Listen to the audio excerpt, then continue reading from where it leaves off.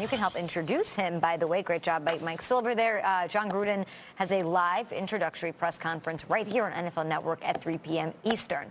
Moving on now to Wild Card Weekend, which is all said and done. So I feel like we should wrap it up with what we learned. Let's do it. We went earlier. Who wants I will to go? We go, Shakes. Go ahead, man. What do you learn? What I learned this week is that the Khan family down in Jacksonville had a hell of a weekend. All right, so we know Shad Khan is the owner of the Jaguars, but you might not know just how incredible his story is. Let's go back to the start. Shad Khan moved from Pakistan to the United States in 1967 with $500 in his pocket. He slept in a YMCA before he got on his feet, and in the early 1970s started working at an auto parts supplier called Flexingate. After about a decade working there, he said, you know what, I'm going to go out on my own. I'm going to do the American dream. I'm going to start my own business. He starts a business called Bumper Works. And within a few years, he goes back and buys the old company he worked for and became the owner of Flexingate. As the years turned to decades, Flexingate grew from a small company into one of the world's largest automotive original equipment suppliers. And in 2011, here he is. He's amassed his empire in the automotive parts industry. He says, I want to buy an American football team. So Shad Khan, who was born in Pakistan, purchases the Jacksonville Jaguars for $770 million. And on Sunday, Shad Khan saw his team play in their first ever playoff game since he bought the squad. And before him, he did two really cool things that no one really heard about. One, he surprised two youth football coaches with Super Bowl tickets before kickoff, right on the field. This is it. He says, hey guys, we're honoring you guys. Gives them Super Bowl tickets. Then number two, he gave out 1,000 free tickets to refugees before the game, including 500 who were displaced by Hurricane Irma. So then the game happens. 3-3, Blake Bortles under center. And there it is, biggest play of the game. He finds Ben Koyack, a seventh-round, third tight end out of Oil City, Pennsylvania, for a touchdown. And what happens after that? This celebration, all right? There it is. And look, everyone went nuts on Twitter. So that's Shad's son, Tony. There he is thrusting. I love this. But before you go and you get your meme machine and your gifts and you start dissecting Tony's moves and Tom Coughlin's non-reaction to it all next to him, let me tell you about Tony Khan. Okay. I've known this guy since the Jaguars bought the team, and not because he's the owner's son, but because he's at the Senior Bowl every year scouting talent, because he's at the Combine every year scouting talent, because he's at training camp every single day in 100-degree weather working with the players, not behind a desk, but out there on the field doing work. Tony is the Senior Vice President of Football Administration in Jacksonville. And if that wasn't enough, in 2015, he became the Vice Chairman and Director of Football Operations for the Fulham Football Soccer Club over there in the Premier League. So Tony puts in the work. And if Tony wants to thrust after a touchdown, Tony can thrust after a touchdown. Talk about it. I'll say this. The Jaguars fans, they're enjoying this moment, but no one is having a better time than the Khan family. Tony and Shad Khan, they have worked their way up. They are the embodiment of the American dream. I'm happy for that family. The Khan family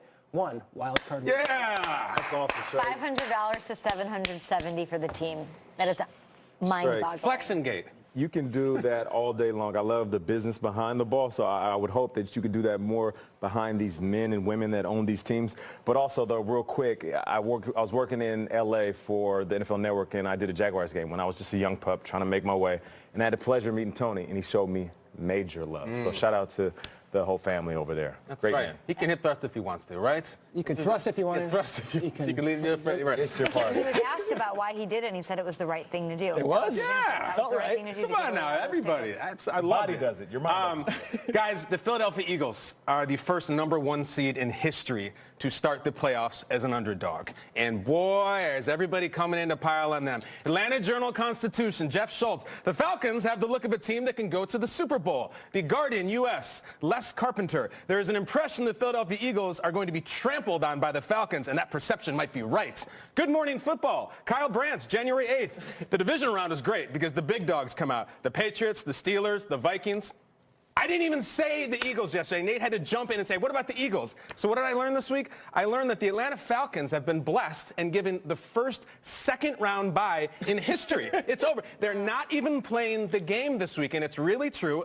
Doug Peterson expected to have a press conference today where he just says he forfeits. And Atlanta has way too much. We're not going to play. Lincoln Financial Field is going to be used for an MLS game. I believe it's the Philadelphia Union. They're having a soccer game this weekend because, you know, it's not really important to get caught up in the Eagles. You know, Atlanta likes to run the ball. They ran it 39 times last week.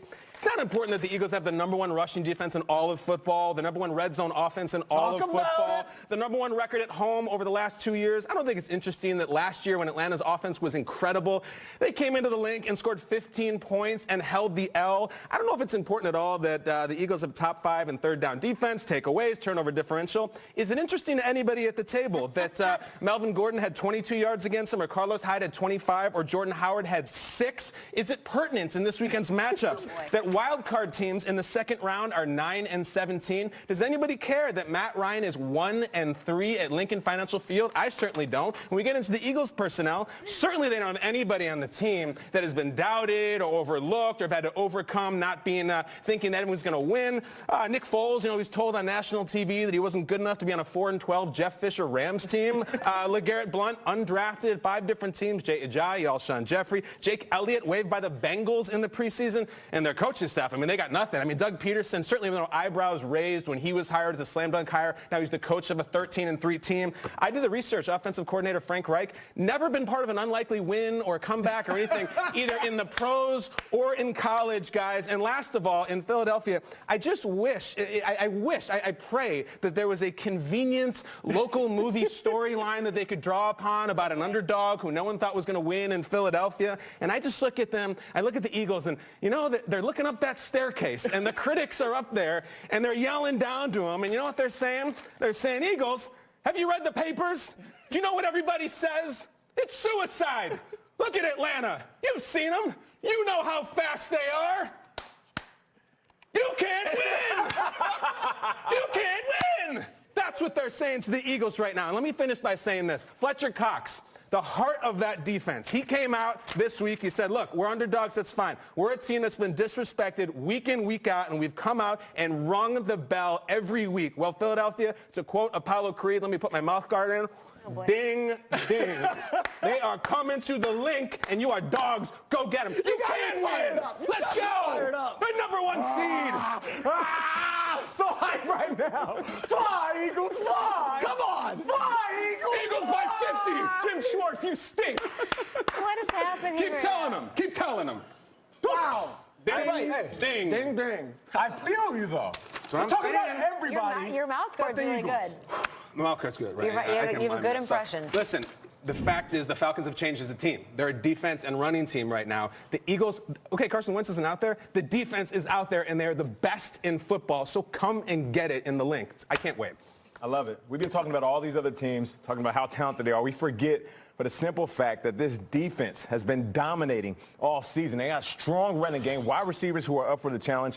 If you don't think that Nick Foles understands the position he's in, he's not going to try to play his best game ever, you got to give the Eagles not just a chance at home, they have the advantage at home. Peterson, Schwartz, DiFilippo, Reich, these guys are all mad geniuses in their own right. They have been watching for 2 weeks other teams play, beat the snot out of each other. They didn't bring anybody out there against the Cowboys. They had last week off. They're just building this game plan. The Falcons have something coming for them. It's the Eagles defense. I can't wait. You're right. Speaking of building, they built this team for this moment. Even if Carson Wentz went down, they built this team structured in a way when a guy goes down, the second guy steps up. We've been complimenting them all year, the front office, what they've been doing and who they brought in. Right, now it's time to show up and show out. I'm taking your coffee away. All right, I got it. You think that's coffee? And I'm taking your coffee away.